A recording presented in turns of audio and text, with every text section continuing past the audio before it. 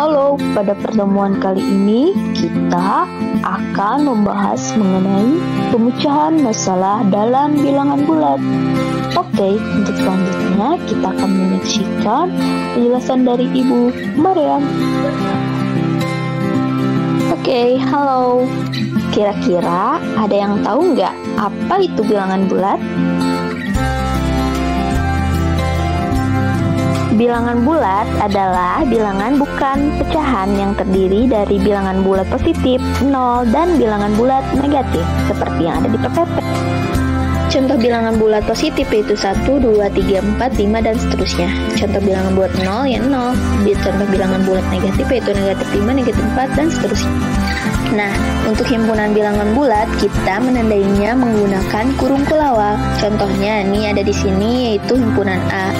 Sama dengan negatif 4, negatif 3, negatif 2, negatif 1, 0, 1, 2, 3, 4. Nah, ini berdasarkan pada gambar garis bilangan tersebut. Sehingga ini bisa dikatakan sebagai himpunan A karena ditandai dalam kurung kurawal. Untuk selanjutnya ada dalam bilangan bulat itu termuat bilangan-bilangan, bilangan caca, bilangan asli, bilangan genap, bilangan ganjil, dan bilangan prima. Nah, untuk bilangan caca yaitu bilangan yang dimulai dari angka 0. Contohnya 0, 1, 2, 3, dan seterusnya. Untuk bilangan asli yaitu bilangan yang dimulai dari angka 1, yaitu contohnya 1, 2, 3, 4, dan seterusnya. Nah, untuk bilangan genap yaitu bilangan yang habis dibagi 2, contohnya 2, 4, 6, dan seterusnya. Nah, untuk bilangan ganjil yaitu bilangan yang tidak habis dibagi oleh 2, contohnya 1, 3, 5, dan seterusnya. Nah, untuk selanjutnya ada bilangan prima. Bilangan prima yaitu bilangan yang hanya habis dibagi oleh bilangan 1 dan bilangan itu maka semakin kecil nilai bilangan tersebut. Yang kedua, semakin ke kanan letak suatu bilangan, maka semakin besar nilai bilangan tersebut. Akan demikian karena bilangan bulat positif jika pada suatu garis bilangan berada di sebelah kanan dan bilangan bulat negatif di sebelah kiri. Nah, pada bilangan bulat terdapat yaitu penjumlahan. Ada yang tahu tidak apa itu penjumlahan bilangan bulat? Nah, untuk sifat-sifat penjumlahan bilangan bulat yaitu ada sifat tertutup, sifat komutatif, sifat asosiatif, unsur identitas penjumlahan, dan lawan atau inverse. Nah, seperti yang ada di PPT. Nah, untuk selanjutnya di sini ada penjumlahan bilangan bulat berlaku, yaitu yang pertama, negatif A ditambah negatif B sama dengan negatif A ditambah B. Nah, ini contohnya, misalkan negatif 5 ditambah negatif 2, maka sama dengan negatif 5 ditambah 2, yaitu sama dengan negatif 7.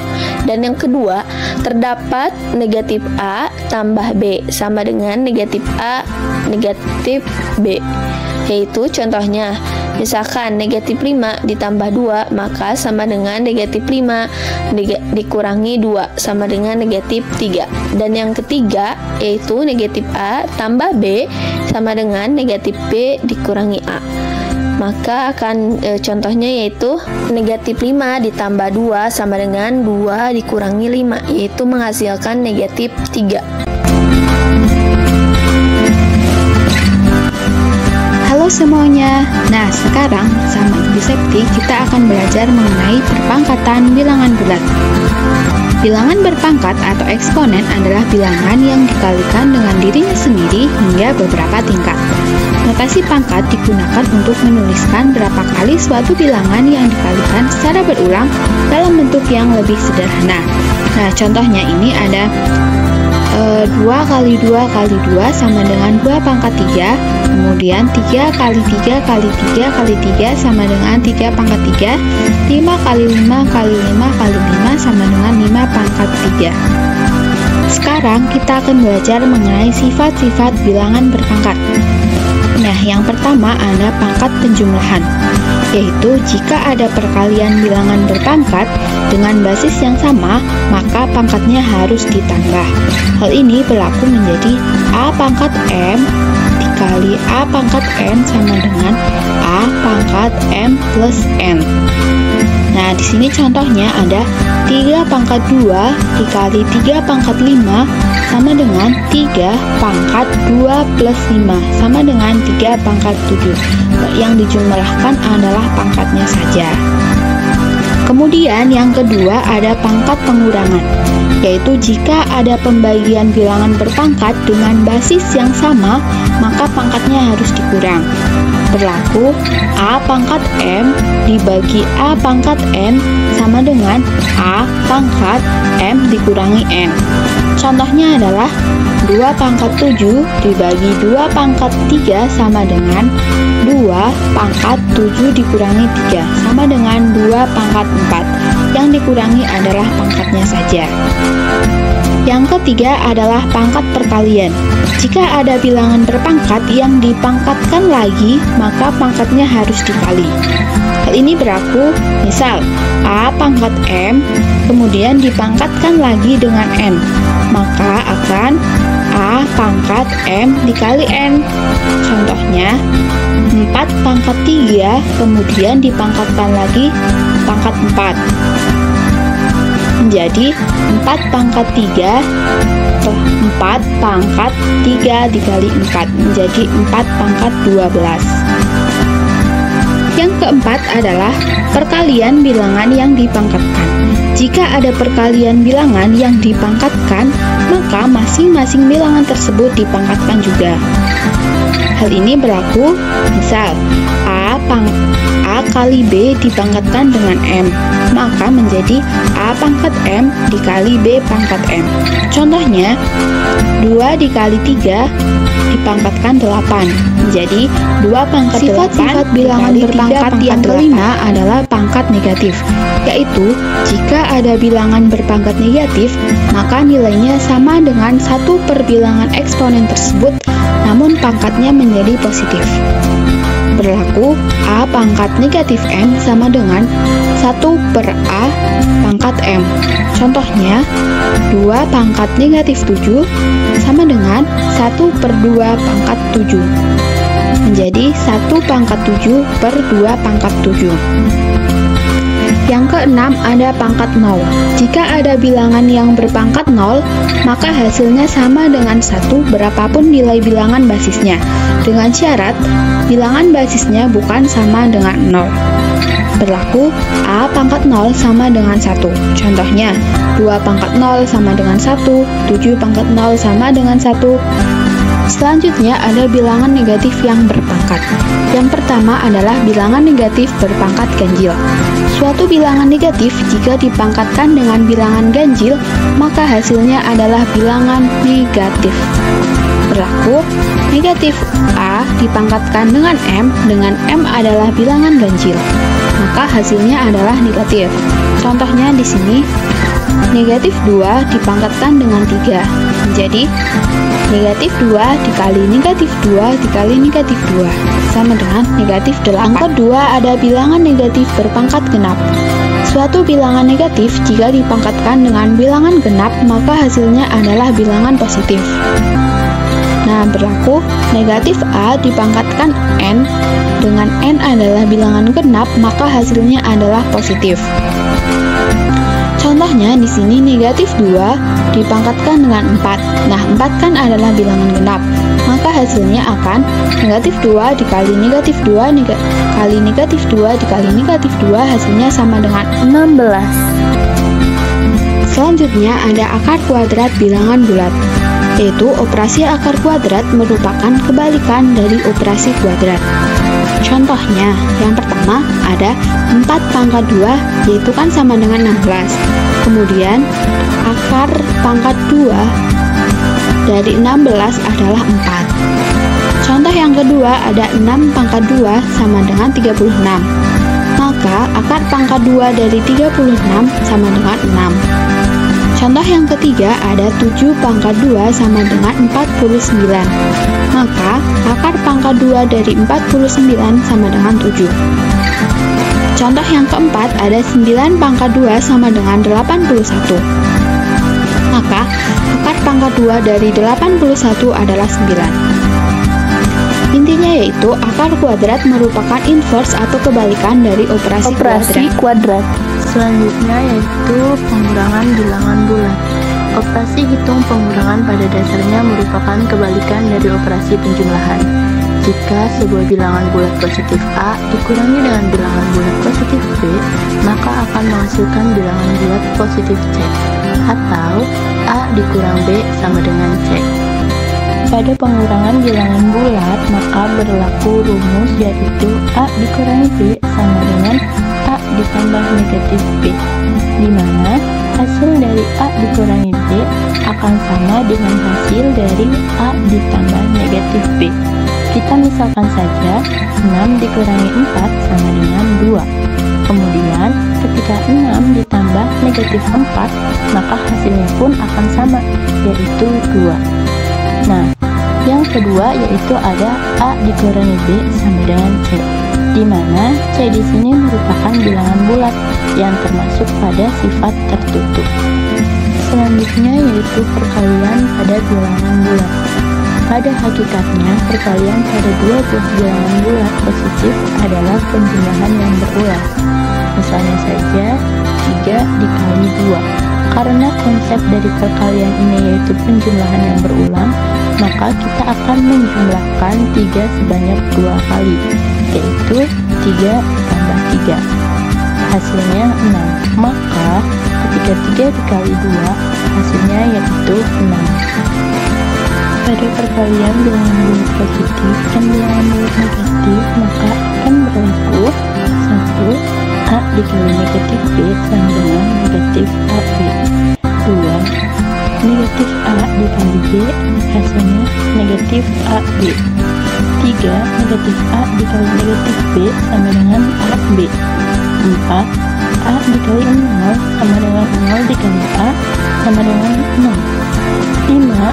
A dikali 1 sama dengan 1 dikali A sama dengan A. Ini berarti ketika positif dikali negatif, maka hasilnya akan negatif. Ketika negatif dikali positif, hasilnya negatif. Ketika negatif dikali negatif, maka akan menghasilkan positif. Ketika A dikali 0, hasilnya akan 0. Dan ketika A dikali 1, hasilnya akan A. Kemudian ada sifat-sifat perkalian pada bilangan bulat. Nah, sifat yang pertama yaitu ada sifat komutatif atau bisa disebut juga dengan pertukaran. Nah, di sini misalnya saja A dikali B sama dengan B dikali A.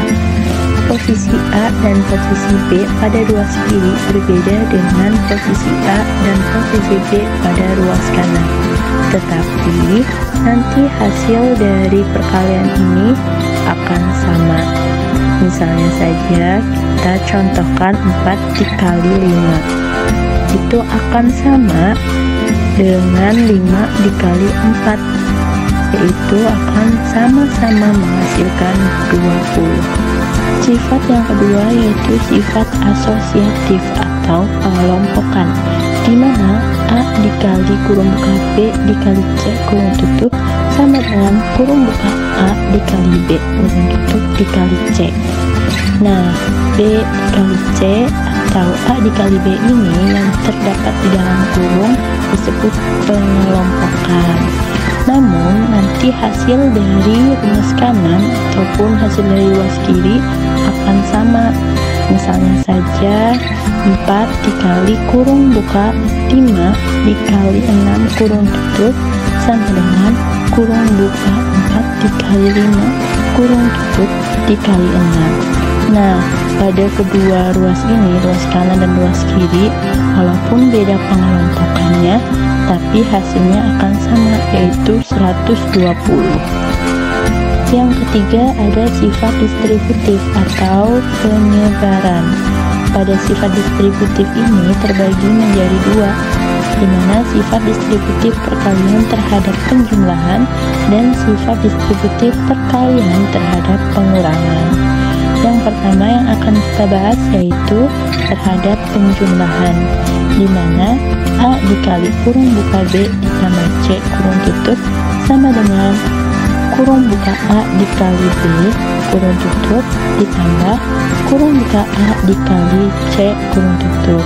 Jadi di sini ada penyebaran di mana A dikali B ditambah A dikali C.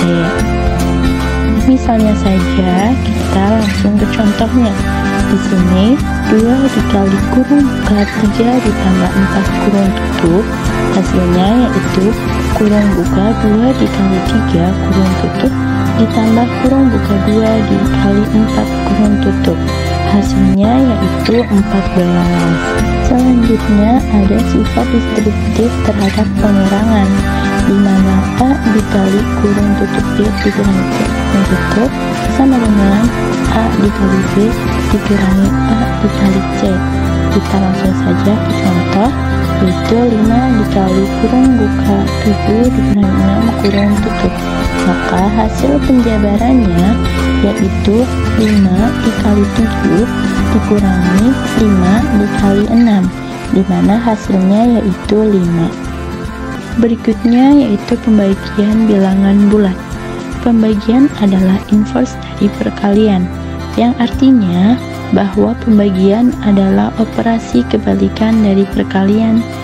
Untuk sembarang A, B, dan C merupakan bilangan bulat dan B tidak boleh 0, maka akan berlaku A dibagi B hasilnya C. Nah, dalam operasi pembagian bilangan bulat, positif dan bilangan negatif akan berlaku.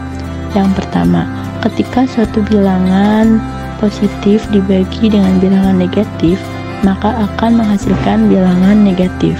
Yang kedua, ketika bilangan negatif dibagi dengan bilangan positif, maka akan menghasilkan bilangan negatif.